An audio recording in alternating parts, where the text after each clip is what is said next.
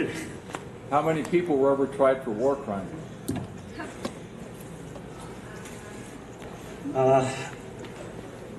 For war crimes, I can't say it exactly, but regarding the murder cases, the lynch law cases, and speaking about whole Europe, there were 200 trials. Speaking only for Austria, there were 17 trials. And you can see the number 101 airmen was murdered at least, and 17 trials, so that's quite a low number. The problem for the Americans was, for example, that they tried to find the perpetrators beginning after the war, 1945, but they had not the same information as we have today, and they had no information about the region, for example. So if you're talking about Austria and Germany, there are so many villages, like, I mean, St. Michael, St. Michael's, so they could not locate the right spot at the right time, for example. And they even could not, I mean, they did not link the different war crime cases with each other. So they just looked at one war crime case at one time, not on every, because most of them are linked together.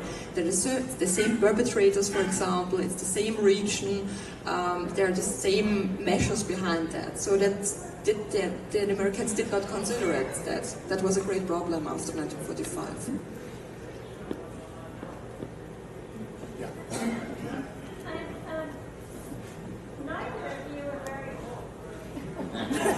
Thank you. Thank you very much. Neither of you are very old. What is it about this that caught your attention so that you spent time researching it? And thank you for doing that. But what is it about this that piqued your curiosity?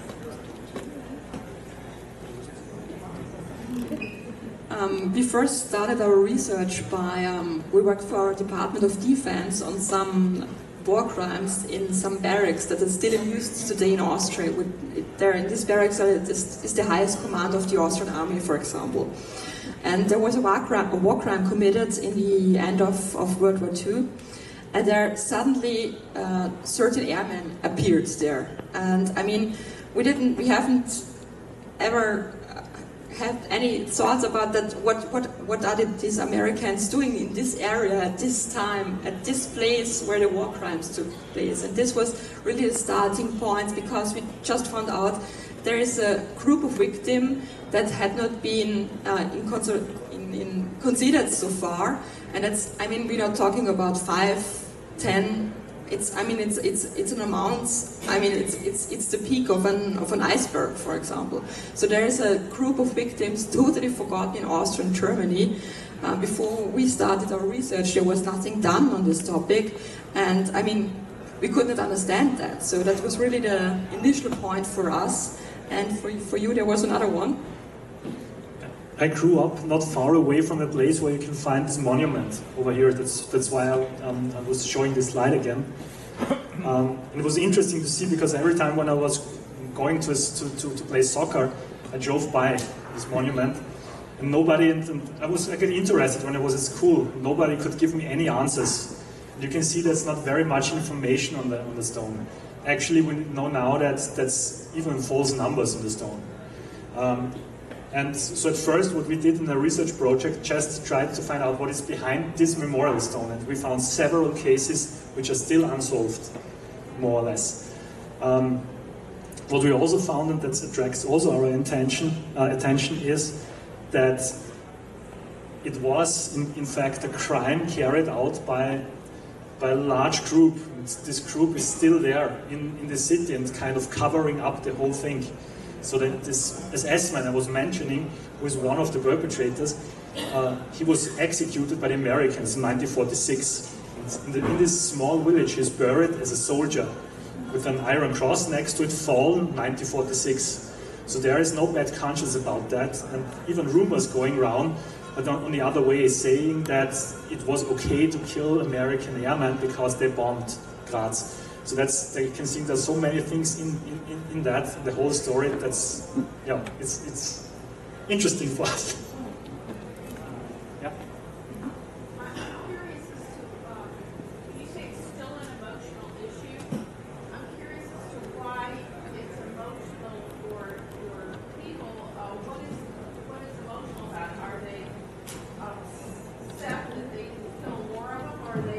that they killed any of them, or did they not understand what we were doing, or what was going on? Did they not understand what the Nazis were doing?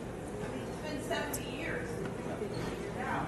And it's a very good question, not that easy to answer, because there are some regional, national aspects which you have to take into consideration.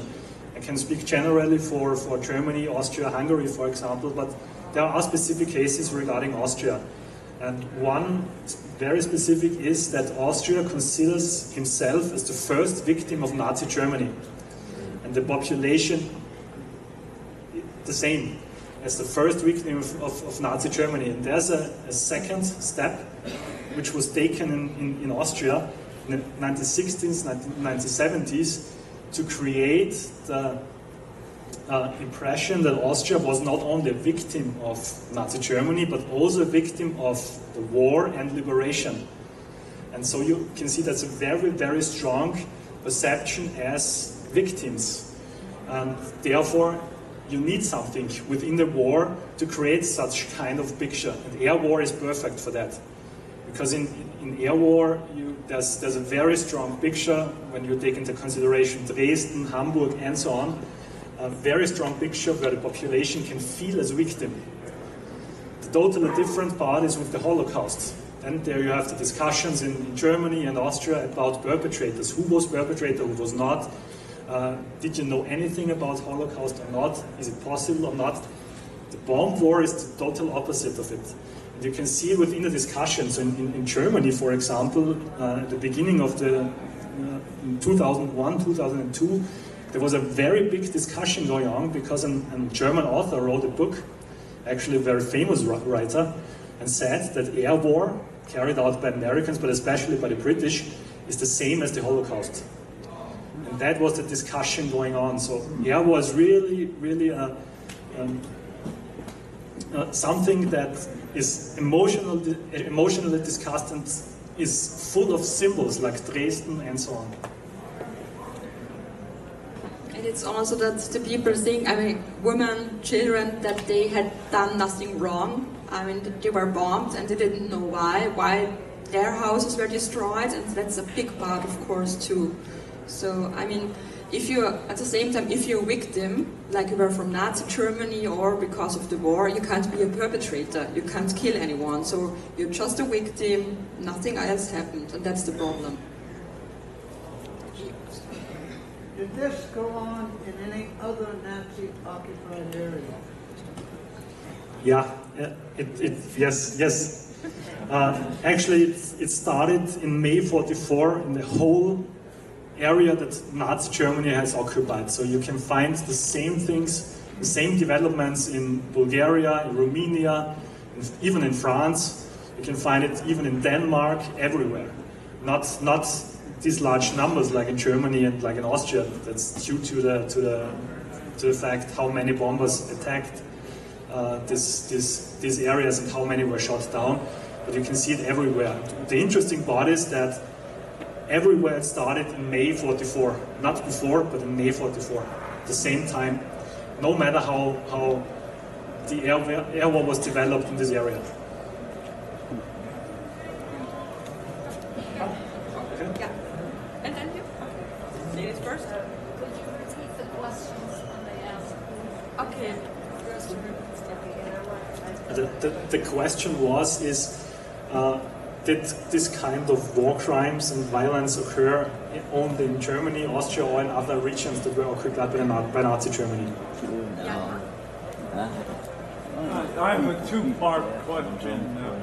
The first one is, today in Austria or in Germany, is there any real interest, the general public, to read your article and say, oh, we didn't notice what's going on, we're sorry it went on, or is it just forgotten?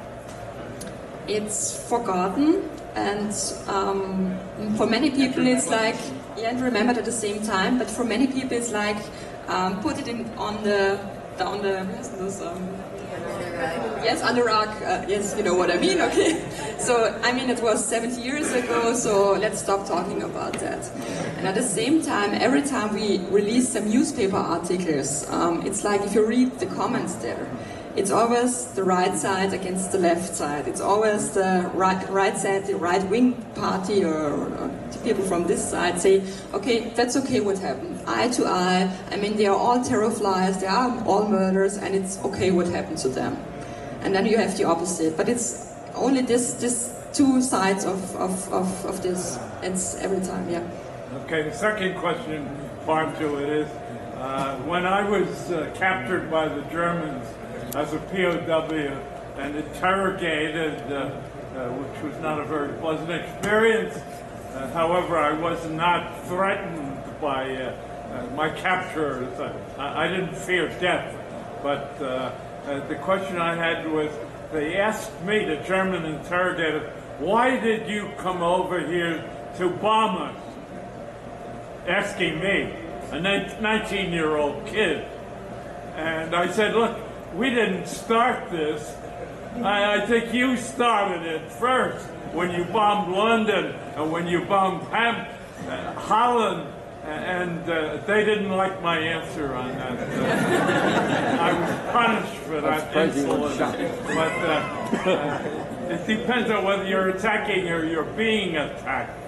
And but anyway, I think it's great that you did this work, and I commend you for doing it. It'll go into record books, and maybe someone will appreciate it eventually. Thank you for doing it.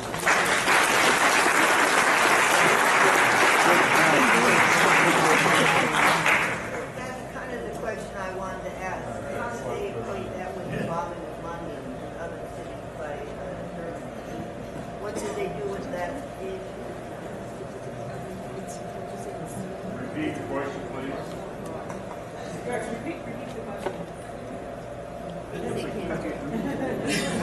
You were asking how the Germans react on the bombing of London and Great Britain and how it's... How do they equate that with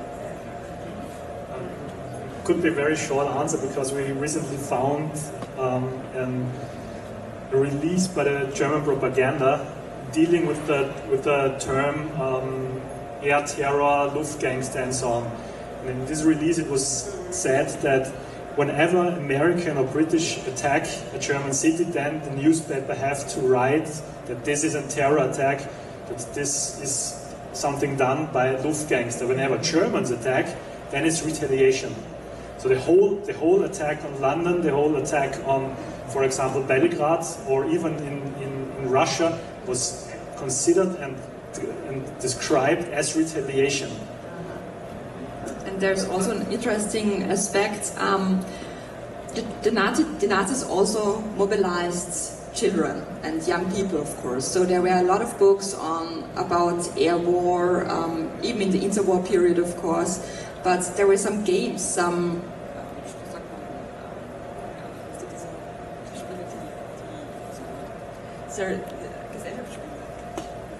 games you play with your family on the table. I don't know the English. Yes, okay. Yes, that's it. And one is called Bomb of England, Bombs on England, which was especially for boys aged from 7 to 10 or so. And it was, I mean, you do have some kind of map from England, and you have to throw little coins on Great Britain, and whenever you bomb or you hit London or some bigger cities, you get much points. And that was a really popular game, for example. So. It's interesting that in the Vietnam War, virtually the same thing happened. We were Yankee air pilots. They turned the civilian populace loose on captured fighters. You can see it even in the Iraqi war, for example. That's the same. When British airmen were captured and put on display. It's the same there. Yeah. Given your age, I assume your grandparents were alive during the war, and therefore I assume your parents were raised like we, so they were taught what their parents about the war. So what do your parents and grandparents